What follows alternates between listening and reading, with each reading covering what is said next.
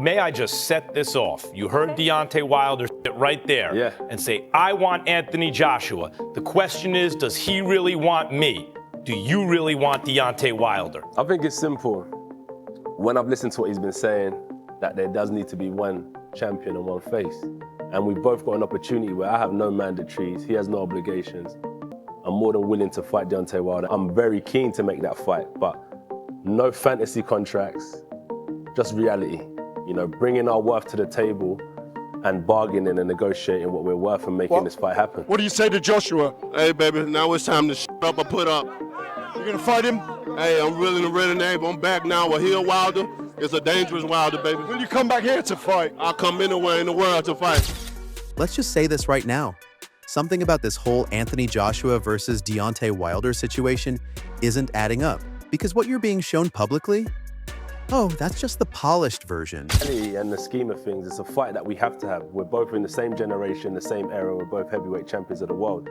So with that being said, as I said, like, there's no fantasy contracts. It's a situation where it's reality. Like, I don't like coming to a stage in my career when I'm just talking about what I'm worth and negotiations and what we're bringing to the table. Let's do it. Let's do it.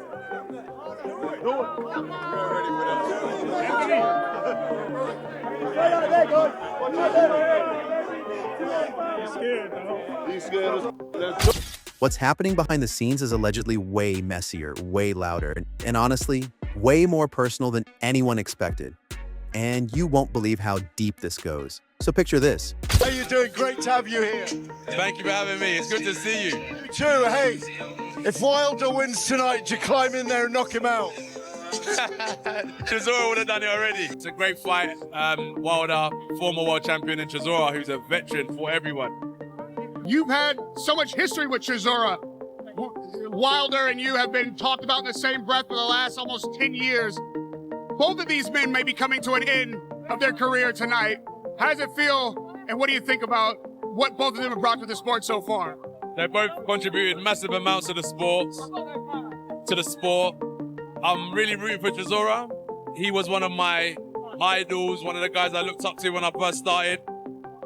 You know, our amateur coaches on the other side there, and we're just here to pay homage to one of our local fighters, really. Yeah, I'm here to pay him the respect he deserves. He won a 50 fight, so we came up to support him. This may be the last time you get this question, but if Wilder is successful, you know you got... I don't want to talk about myself. People know what I'm about. People know what I'm about. You don't even have to ask that question. Wilder, fresh off that gritty win over Derek Chisora, still sweating, still fired up, walks ringside, and basically throws down the challenge right there. No script, no PR filter, just pure energy. So you exchanged a few words with Anthony Joshua. It wasn't an exchange. I mean, it wasn't a few words. You know, I dapped it up with him and I said, now let's get it on. And it was simple as that. Is that why you want next, Deontay? I'm ready for whoever. You know, it's whoever. As long as these guys is in the heavyweight division, I'm here. You know, like I said, you can call me Mr. Clean because I want to clean up the whole division. The heavyweight division is nothing without Deontay Wilder. The character that I bring, the things that I say. What other fighter you know make things go viral? From the things that he say from different interviews and stuff. I don't know not one. You know, and with that being said, you need that type of character. Somebody that's real, somebody that's passionate about what he say. And unapologetic for what he say, because I feel what I say and I mean what I say. These are not emotions that I speak from. This is passion in my heart that I speak from. A lot of these guys are scared to speak about certain things, especially being judged. You know, they're scared, but Let's get it on. And fans, they lost it.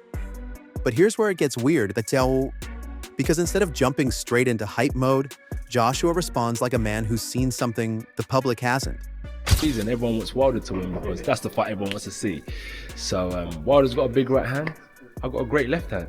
So it's going to be a matchup of a great boxing match, and that's the one that everyone wants to see. So we had a meeting about that. It's a great potential. He also reacted to Tyson Fury, saying Deontay Wilder would knock him out in 2 rounds, brushing off the prediction because Fury has made similar claims in the past. AJ insisted he doesn't take those bold forecasts seriously anymore and won't let them affect his focus. Tyson Fury said some things about you, as Tyson Fury always does. He said if you were to fight Deontay Wilder, that fight ends in 2 rounds, you'll get knocked out. What do you make of that opinion, from Tyson Fury? that's the same man that betted on Charles Martin to beat me, Joseph Parker to beat me. So the first time I would have listened, the second, third, and fourth time you get it wrong, you start realizing that he's a bit of a waffler. So Tyson Fury just doing what Tyson Fury does. He even said that he spoke to McGregor on the phone, and that was a lie as well. So what can we believe when it comes to Tyson? Calm, controlled, almost like he's holding back receipts, saying he's ready. But only if this doesn't turn into another fantasy contract situation. Wait, what does that even mean? Proper willing Dell on ringside. Is Deontay Wilder still a fight of interest? Absolutely. Yeah. It's a big fight. It's a big fight. Well, Wilder boxed well, to be fair. Under a lot of pressure, took some good shots. I thought he started to get his confidence a little bit, because obviously his confidence has been lacking. I thought it was a great fight. You know, listen, it was tough for Dell. I thought the right man won. Close fight, but Dell was amazing. It was always going to be that kind of fight. Respect to both. It's a decision for Derek, but I think he's done incredible in the sport. Don't think he's got I deliver what I was supposed to deliver years ago. I deliver what they ran from. I deliver what he asked for $50 million for. I'm gonna give him a $50 million knockout. I honestly listen to what people say sometimes. They're avoided, this person's running. I honestly think some people are deluded. Really, I do think that they've got some sort of a long-term concussion, because no one's running. In terms of 50 million, I'm a businessman. If there was 50 million on it. Because if you've been following this saga, you already know. Those two words just reopened years of alleged behind-the-scenes drama. And yes, we're talking about that infamous $50 million offer Wilder claims Joshua turned down. But Joshua? Oh, he's calling that whole narrative delusional. And just like that, boom, the internet splits in half again. Talk about I don't like talking about that. Canelo's the biggest engine in the sport. In fact, you are the #1 star in worldwide boxing. Canelo is 2, close, but you're #1 right now in the absence of Floyd Mayweather. And you put 100,000 people in Wembley. So I get your argument. I have the economic clout. He's not coming in as partners. I should get a bigger slice of the pie. Let's have a realistic negotiation. A realistic conversation. #1, I feel like if you have to draw to be classed a heavyweight champion of the world, that's not where I'm going for. I'm knocking people out straight up, through and through. Tyson Fury and Deontay Wilder drew. Let's not beat around the bush, and that's not how I want to retain my titles. And it's good because there's enough people in the playing field to be named. But stay with me, because this is where it flips. Because Joshua isn't just denying things, he's reframing the entire story. According to him, it was never about fear, never about ducking. It was about business, splits, negotiations collapsing at the last second. Gotta ask you about Anthony Joshua. Because everyone wants that fight to happen. You dare not. I have to. I have to. Everybody wants to see it. Why isn't it happening? I mean, he was just a coward, just straight out. He was just a coward. He didn't want to fight. You know, when a guy allows his people to not accept $50 million, that's a guarantee. Yeah, you don't want to fight. You know, when a guy offered me $15 million flat fee, although that's the worstest offer in boxing history, pertaining to a fight of this magnitude, they still didn't want it, you know. So with that being said, they don't want to fight. They just want to, you know, trick people, manipulate them. And suddenly what fans thought was a simple who's avoiding who debate starts looking like a full-blown chess match that's been playing out for years behind closed doors. And just when you think it can't get more chaotic, breaking moment, Wilder doubles down, calling Joshua out again, accusing him and his team of blocking the fight, saying the money was there, the opportunity was there, and allegedly the only thing missing was... That you've been back in the gym and just feeling it out. Eddie's talked about that. What's that been like? So good. So when I first started boxing, I used it to kind of control my mindset, and it helped me with my mental health, for example. I was getting in a bit of trouble. Boxing helped change my mindset, and same again, it's helping me get through life now. Sports in general, fitness, wellness, amazing. It's amazing. I mean, mentally tough doesn't even describe what it requires for you to be through. Yeah, let's with the fighting, it just helps. I think fighting and health and wellness. Joshua's signature, and this is where it gets uncomfortable. Because now it's not just about boxing anymore, it's about reputation. It's about legacy. It's about who controls the narrative, and about who controls the narrative. And let's be honest, both of these guys know exactly what they're doing when they speak. But here's the twist nobody saw coming. Joshua isn't playing the villain, not even close. What that was the fact that you've linked up with Usyk, another guy who's thought to be very mentally tough. We've seen the videos of the two of you. Looks great, man. Looks like a great friendship. and it is advancing your technical side of the boxing. What's that link up and friendship been like? What has it helped you and brought to you? It's been really good. I like being in the gym. I'm with someone who's better than me, so I'm going to obviously progress on the back of that. And then what it is, they're doing everything that anyone could do it, but they're doing it. Anyone could do it, but they want it more. Right to fight, their team, they just want it more, so they just put the work in, basically. But not just him, his whole team. Anyone could do what he's doing, but who really, really wants it? He works hard. In fact, he's out here praising Wilder, praising Chisora, acting like the calmest man in a storm that he himself is standing in. And that's making fans even more suspicious. Because when someone refuses to self-promote in a moment like this, when they say, people know what I'm about, instead of shouting headlines, you will continue to fight because everybody is asking, is Oleksandr Usyk continuing to fight, or maybe one by one every belt go, go, go? No, I continue fight. I think next year I won't fight with Deontay Wilder. For me, I think it's interesting. Why Deontay Wilder? Because people are saying maybe he's not as good as he was. This is world champion guy, this is very famous guy, this is strong guy, but it's Odin is one of his great heavyweight last 10 years. Yeah, man, he's coming. Have you seen his training with Usyk? Did you see that? Who's that? AJ and Usyk training together really? now. Oh, that's yeah. nice. That's nice to hear. That's nice to hear my brother. Stay here. Want to present my brother happy birthday, man? Yeah, man, that's you. Love you too. That's when people start wondering, what does he know that we don't? And right when you think this is just another heavyweight rivalry, enter Tyson Fury, because of course he had to jump in. And let's just say, his prediction that Wilder would knock Joshua out quickly? Yeah. Deontay Wilder, what did you make of it? Yeah, look, it was everything it kind of, you thought it was going to be entertaining, had its ebbs and flows, had its ups and downs, it had its moments. It did have all of those pieces. So yeah, look, it was a good little scrap. How did you actually see it? Because it was chaotic throughout. There's knockdowns, there's both important. Have a ring, point deductions. How did you score it? Yeah, that was really how I had it, chaotic. I had it relatively close. I probably was on similar to the judges, like relatively close, but I probably did have a Wilder in for a round or so, something like that. Maybe just off a little bit of the cleaner work. So yeah, look, I would have loved for Derek to go out on a win and go off kind of with his moment and his time and what I would call kind of his arena as well. But yeah, Joshua is not buying it. He basically shrugs it off, calling Fury's takes inconsistent, unreliable. And now suddenly Fury's name is dragged into a fight that technically isn't even his. And just like that, the heavyweight division turns into a full-blown reality show. But wait, because this is where things take a turn you didn't expect. Joshua starts talking about his comeback journey. And no, not in a flashy, look at me way, but in a quiet, almost cryptic way. What's fair, you're looking at a third round stoppage. It's so many things went on. I got hit in the back of the head like at least 10 to 12 different times.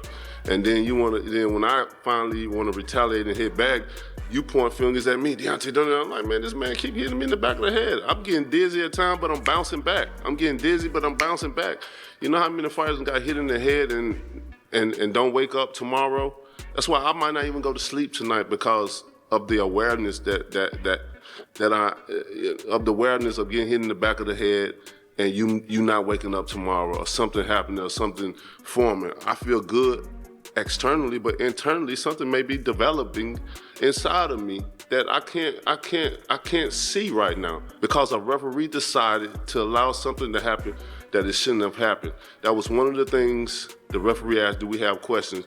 And Shelly brought it to his attention. That was one of the things we warned him to not do. It's allow him to hit me in the back of the head. And then it's supposed to have been a disqualification because his team ran up in the ring. I mean, damn, I'm fighting Derek and the referee. I'm like, it's crazy. I just hope and pray that the boxing commission the people do something about it. Mentioning mental recovery, referencing a tragic accident, talking about rebuilding himself from the inside out, and working with the team of Oleksandr Usyk. Yes, that Usyk, the man who already beat him. And suddenly this isn't just about a fight anymore. It's about transformation, reinvention, redemption. And if you think Wilder didn't notice that shift, think again, because Wilder, With you, I'm tired now. I can't do it anymore. You know, when you know it's time, it's just time. You know, I've had a great career. You know, I always say, boxing opens doors and it opens legs as well. Yeah, so it's been amazing. Are there other avenues that you want to take within boxing if it's not in ring at this stage? I know Zoof have emailed me. They say they want me to come and join them. So. Scumbag. Scumbag. Nah, we'll see. I don't know. Right now I'm just gonna chill out. Thank you, Misfits maybe. Ooh, that's a good one. Can I fight your heavyweights at Misfits? Cheers tomorrow. Yeah. Done. still coming in loud, bold, unapologetic, calling himself the most exciting force in heavyweight boxing, saying he brings personality, dominance, energy, and honestly, he's not wrong. But here's where it gets messy again, because after the Chisora fight, Wilder starts raising concerns about officiating, claiming there were alleged repeated blows to the back of his head. And suddenly fans aren't just talking about who wins the next fight. So my version of me being healed back and being better, you know, I need someone like Derek to bring everything he got. And I needed to be out of my comfort zone, you know, in a different location and place, and here I am, you know. So God is good, you know, he's amazing, and things don't happen, you know, for no reason. I think all things happen for a reason, and we'll see what the reason behind this one after the victory.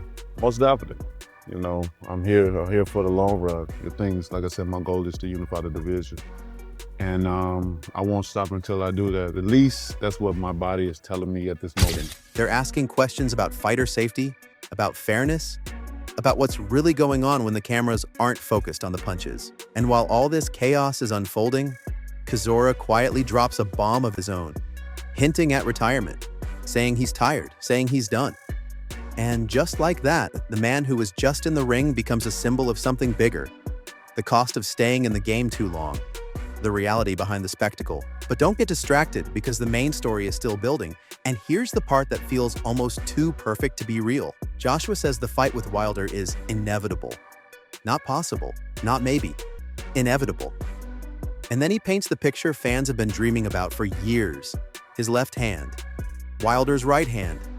Two knockout artists, one ring, zero excuses, and suddenly it doesn't feel like hype anymore. It feels like destiny. But, and this is important, if it's so inevitable, why hasn't it happened yet? That's the question nobody seems able to answer without pointing fingers.